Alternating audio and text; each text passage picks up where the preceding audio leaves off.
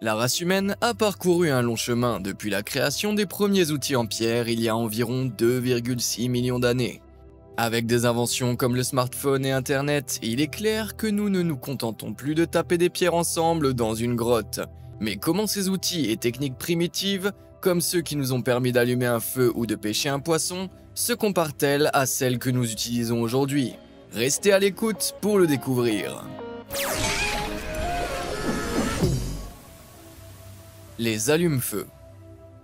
Tout le monde sait comment utiliser une allumette. La tête de l'allumette est faite de chlorate de potassium. Lorsqu'elle est frappée contre une bande de phosphore rouge, elle s'enflamme par friction en moins d'une seconde. C'est simple comme bonjour.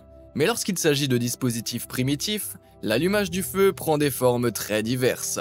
Comme la plupart des feux, ces méthodes reposent sur 3 composants simples du triangle du feu: la chaleur, l'oxygène et le combustible. Mais comme vous allez le voir, la chaleur produite par ces méthodes primitives basées sur la friction peut demander beaucoup d'huile de coude. La méthode de la perceuse à main, par exemple, est l'une des plus anciennes techniques connues pour faire du feu. Elle consiste à faire rouler un fuseau entre vos paumes avec une pointe émoussée, qui appuie sur une planche à feu. La chaleur résultant du frottement entre les deux commence progressivement à s'accumuler, et l'allumeur de feu doit surveiller la fumée. Lorsque la fumée apparaît enfin, elle indique qu'une braise chaude a été créée, qui peut être utilisée pour mettre feu à de l'amadou sec. Bien que les experts donnent l'impression que c'est facile, il faut facilement plus de 10 minutes pour que le feu prenne. On est loin de la fraction de seconde qu'il faut pour craquer une allumette. Bien que la méthode de la perceuse à main puisse sembler n'être qu'un truc cool de camping, les origines de cette solution d'allumage du feu remontent à plus de 9000 ans, à l'époque de l'homme néolithique. Mais heureusement, après d'innombrables générations de paumes cloquées à force de rouler des fuseaux, le procédé a connu quelques évolutions au cours de l'histoire. Les perceuses à archer comme celle-ci utilisent une corde flexible en fibre végétale attachée à un bâton et fixée au sommet par un autre morceau de bois pour augmenter la stabilité de la vitesse de rotation de la broche. Mais si vous voulez aller encore plus vite, la perceuse à pompe utilise un contrepoids et une corde attachée à la broche. Cela signifie qu'il suffit d'une poussée pour que la broche tourne rapidement dans un sens avant de repartir dans l'autre sens, ce qui permet de produire beaucoup plus rapidement et facilement une friction importante. Avec une technique de friction alternative comme la charrue à feu, cependant, aucun fuseau ou filage n'est nécessaire.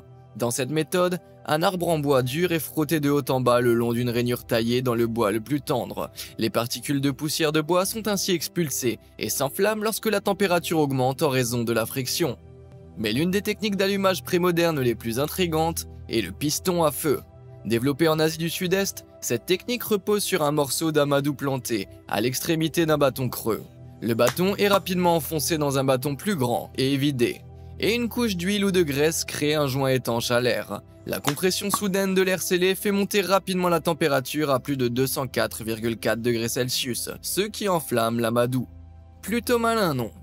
Eh bien, si c'est le genre de connaissances brûlantes que vous aimez, allez-y et appuyez sur les boutons j'aime et s'abonner. Je publie chaque jour du nouveau contenu brûlant couvrant les faits et histoires les plus étonnantes d'Internet. Si cela a avivé votre intérêt, explorons des techniques primitives encore plus étonnantes. La poterie primitive. Il y a environ 9000 ans, nos ancêtres se sont rendus compte que vivre, manger et boire littéralement au jour le jour n'était pas la meilleure approche pour l'eau et la nourriture. Ils ont donc commencé à fabriquer des bols et des cruches avec l'argile qui se trouvait sous leurs pieds. Ce type de poterie est encore largement utilisé aujourd'hui. Mais sans consulter les boutiques d'artisanat ou les blogs Karen Craft for Soccer Moms, comment faire de la poterie de style primitif? Tout d'abord, si les pots doivent avoir une forme régulière, vous aurez besoin d'un tour à poterie. Comme il est peu probable que vous en trouviez un dans la nature, une solution primitive utilise 2 grands segments d'une pierre calcaire plate et un peu de main d'œuvre. On peut creuser de petites entailles dans les segments à l'aide d'une pierre plus dure comme le silex. Ensuite, en plaçant ingénieusement une pierre plus petite et plus dure, comme ce galet de quartz, entre les deux pour faire office de pivot, on crée une base statique et une toupie. L'argile peut être récoltée à l'état humide ou sec, sur le sol ou dans des endroits comme les lits des rivières où les minéraux nécessaires se sont formés au contact de l'eau, de l'air ou de la vapeur. L'argile peut être identifiée relativement facilement, car elle colle fermement à l'état humide et est malléable. Et une fois qu'elle a reçu une forme grossière, elle peut être finie sur le tour à poterie. Aussi ingénieux que ce pot primitif puisse paraître, c'est beaucoup de travail pour un seul petit récipient en argile. Heureusement, l'homme a développé des techniques au cours des derniers siècles afin d'éviter la panique de la céramique. Comme le tour de potier électrique. Au lieu d'être actionnés par des personnes, les tours électriques sont équipés de moteurs qui peuvent tourner à une vitesse allant jusqu'à 240 rotations par minute et plus. Cette rotation rapide et régulière signifie que l'argile peut être moulée uniformément pendant qu'elle tourne, ce qui permet aux artisans modernes de créer des formes incroyablement symétriques comme celle-ci. Pas mal pour un peu de saleté et d'eau, non? Essai textile. Si une apocalypse vestimentaire survenait, vous laissant dans l'impossibilité d'acheter des vêtements en laine comme des pulls ou des écharpes dans un magasin, seriez-vous capable d'en fabriquer vous-même? Et non, attacher une laine brute à votre corps à la manière d'une toge ne compte pas. Cela dit, pour commencer, vous devez récolter de la laine brute en tondant des moutons. Après avoir été ramassée et nettoyée pour éliminer les bavures et autres fibres végétales, elle est peignée au cours d'un processus appelé cardage. Cette opération permet de séparer la laine et de transformer les gros morceaux en fibres fines et duveteuses prêtes à être filées. La laine est alors entourée autour d'un fuseau, étirée et tordue sur une bobine. À partir de là, il est temps de commencer à tisser. Et c'est là que les impressionnantes techniques primitives entrent en jeu. Le tissage est un métier ancien, et les fibres tissées comme celles-ci qui ont été découvertes dans la République de Géorgie ont été fabriquées il y a plus de 34 000 ans. Certaines des techniques les plus anciennes consistaient à tisser au doigt des fils tressés horizontalement et verticalement.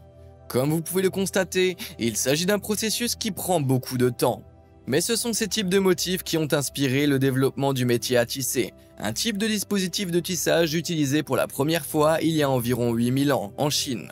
Différentes parties du métier à tisser peuvent se déplacer pour soulever différents fils, ce qui permet au tisserand de faire passer le fil qu'il utilise d'une couche à l'autre en un seul mouvement rapide. Des versions plus grandes du métier à tisser traditionnel intègrent une série de pédales pour permettre des variations plus complexes de motifs des fils. Aussi hypnotisant que soit ce processus, son utilité potentielle dépend fortement de la vitesse et de l'expérience du tisserand. C'est là que les métiers à tisser électriques modernes prennent tout leur sens. Au lieu des mains d'un tisserand, un jet d'air propulse le fil sur les fils, guidé par les mouvements automatisés de la machine. Les métiers électriques font tout cela si rapidement que les machines traitent environ 1600 mètres de fil par minute. Inutile de dire que les choses sont un peu plus rapides de nos jours en ce qui concerne les métiers à tisser. Considérez-vous illuminé. L'éclat du panier. Avant les rois du sac à dos, Jansport, Osprey et Berghaus, comment les gens pouvaient-ils transporter toutes leurs affaires? En l'absence de sacs à dos légers et résistants, les humains, il y a peut-être déjà 26 000 ans, ont commencé à tresser des fibres végétales pour fabriquer des paniers solides et résistants. Mais aussi complexe que puissent paraître certains modèles, un petit panier de base est relativement simple à fabriquer à la main en utilisant des techniques primitives. Tout d'abord, vous avez besoin de plusieurs longueurs de fibres flexibles qui se plieront et garderont leur forme comme des vignes, des tiges, du saule ou même des poils d'animaux. Ici, le survivaliste Paco Warabi utilise des vignes de mûre, ce qui est intéressant si les épines ne vous dérangent pas. Le processus commence en plaçant la moitié de vos vignes sur les autres, en tordant une vigne autour de la section croisée dans un modèle de dessus-dessous pour créer une base. Une fois que la base est suffisamment large, vous devez répartir les rayons de manière égale et les plier vers le haut. Progressivement, d'autres lianes sont tissées pour construire les côtés. Une fois que le panier a atteint la hauteur nécessaire, les rayons sont pliés les uns dans les autres, formant ainsi le bord supérieur du panier. Si les paniers de ce type peuvent être fabriqués relativement rapidement, ils sont plus adaptés à la collecte de baies qu'aux tâches importantes. Des spécimens plus grands, comme ces paniers tressés traditionnels en roseau du Liban, fonctionnent sur un modèle similaire. Mais ils comportent plus de couches pour une plus grande intégrité structurelle, ce qui rend leur construction légèrement plus longue. Les modèles les plus complexes, comme ce panier africain traditionnel zoulou, tissé à la main à partir de paniers lala, peuvent prendre plusieurs mois pour être achevés.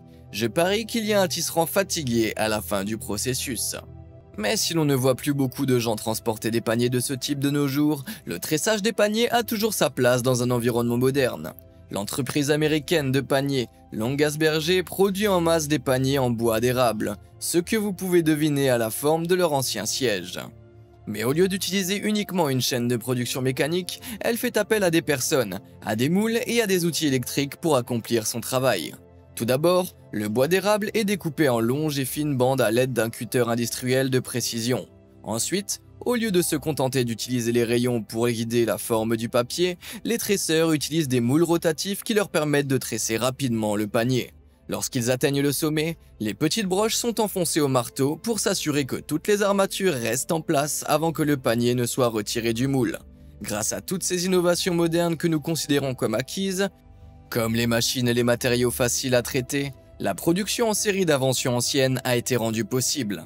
Et je suis prêt à parier que si nous montrions ce procédé moderne à un vannier d'il y a des milliers d'années, il le trouverait complètement impossible à tresser. Le goût de la pêche. À une époque où les cannes à pêche et les filets n'étaient pas encore utilisés à l'échelle que nous connaissons aujourd'hui, les pièges à panier étaient l'une des méthodes préférées pour attraper un poisson savoureux pour le dîner.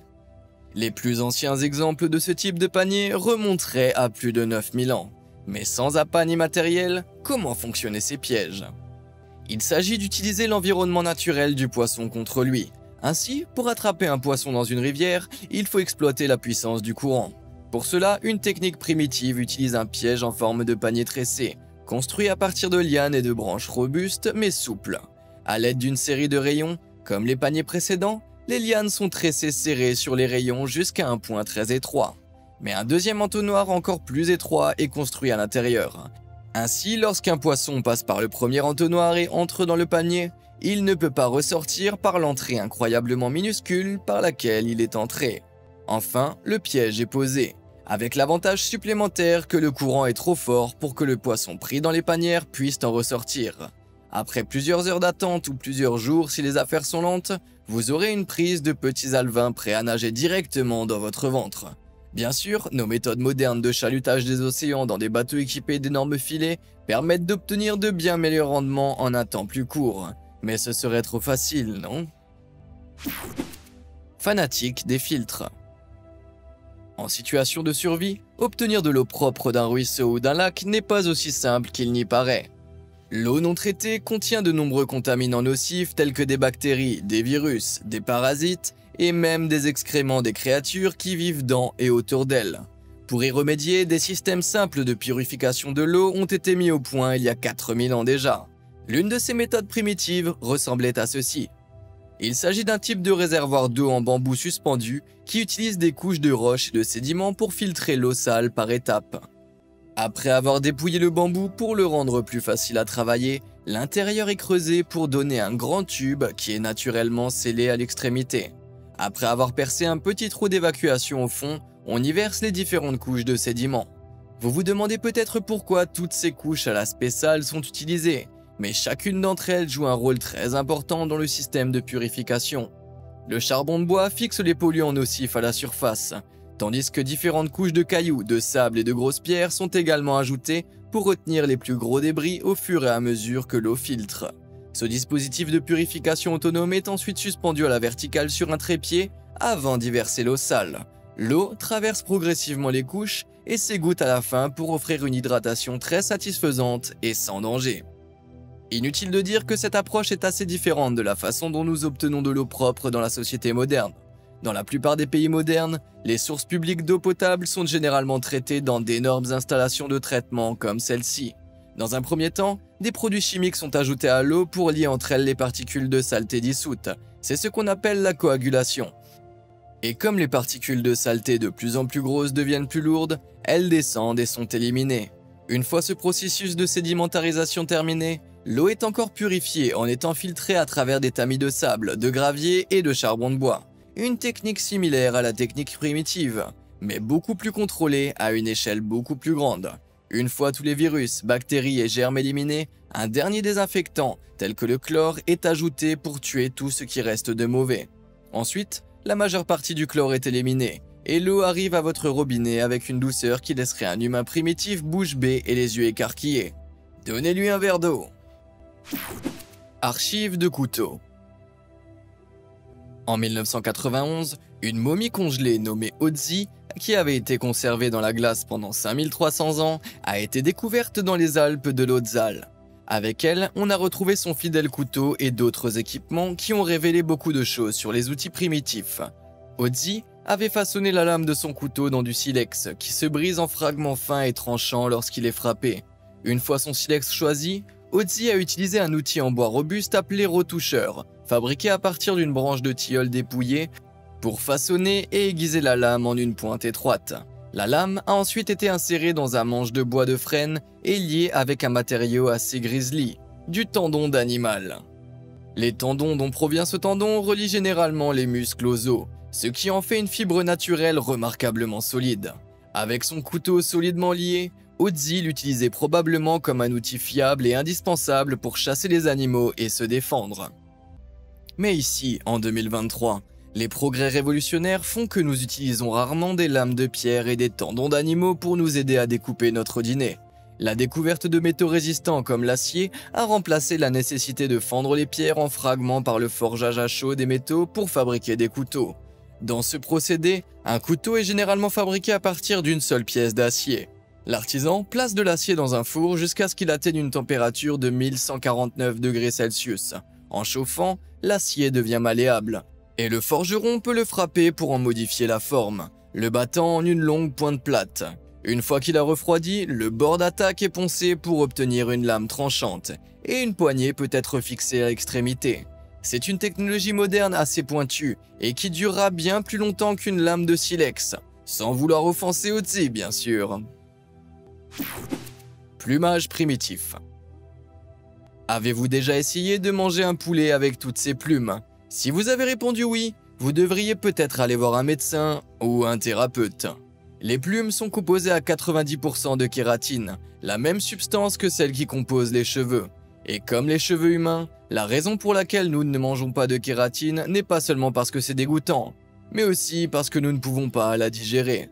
Lorsqu'il s'agit d'enlever les plumes des poulets, de nombreuses techniques primitives consistaient simplement à arracher les plumes une poignée à la fois. Mais une méthode astucieuse, connue sous le nom d'ébouillantage, rend les choses un peu plus faciles. La technique consiste à immerger la volaille dans une casserole d'eau à 63 degrés, pendant un peu plus d'une demi-minute. Cela permet de détacher les follicules des plumes, ce qui facilite grandement l'arrachage des plumes. Les experts peuvent plumer un poulet ébouillanté en quelques minutes seulement, mais si vous n'êtes pas très expérimenté, un poulet peut prendre plus d'une demi-heure à plumer. De nos jours, environ 65 milliards de poulets sont consommés chaque année dans le monde. Même si des personnes expérimentées devaient les plumer à la main en utilisant les méthodes primitives, il faudrait à une équipe de 100 000 personnes plus de 900 jours de travail constant pour plumer autant de poulets. Alors comment les poulets du monde entier sont-ils déplumés si rapidement ? Eh bien, dans les chaînes de production de volailles automatisées comme celle-ci, il est possible de déplumer jusqu'à 12 000 poulets par heure. Et en s'en tenant à certains aspects des techniques primitives, ils sont attachés et soumis à un bain très chaud pour détacher les plumes avant d'entrer dans une machine appelée plumeuse. Cette machine contient des centaines de petits doigts en caoutchouc qui tournent autour des poulets et enlèvent les plumes. Une méthode similaire utilisée dans les machines artisanales whiz-bang montre l'efficacité du processus. Regardez.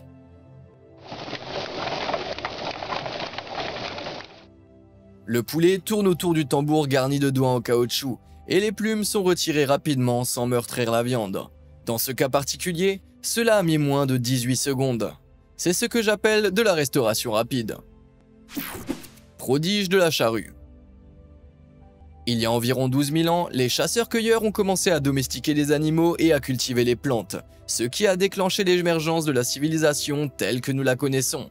Et même si elle n'est pas la première chose qui vient à l'esprit lorsqu'on réfléchit à la technologie humaine, l'humble charrue fait partie intégrante de la croissance de l'humanité. Les charrues creusent des sillons ouverts dans le sol, le préparant à l'ensemencement ou à la plantation, et remuent les nutriments essentiels du sol pour les cultures. Plus la terre est facile à labourer, plus la nourriture produite est importante. Les charrues primitives étaient tirées par des animaux à l'aide d'un harnais en bois rudimentaire appelé joug. En une journée, un bœuf pouvait labourer 0,4 hectares de terre, tandis que des chevaux spécialement élevés, comme ces solides chevaux de trait belges, pouvaient labourer chacun 0,5 hectares par jour. Mais au début du XXe siècle, les charrues à moteur expérimental, ou comme nous les connaissons, les tracteurs, sont arrivés et ont complètement changé la donne. Conçus pour offrir une traction élevée à faible vitesse, les tracteurs sont devenus les machines idéales pour labourer la terre. En une heure, un tracteur utilisant une charrue à 10 têtes comme celle-ci peut défricher en moyenne 3 hectares. Ainsi, un agriculteur labourant pendant une journée de travail standard de 8 heures pourrait potentiellement défricher 24 hectares de terre. Cela signifie qu'en un peu plus d'une semaine, un tracteur peut labourer la même quantité de terre qu'un cheval couvrirait en une année entière. C'est certainement une façon de creuser la terre sur votre concurrent primitif. L'intelligence des sandales.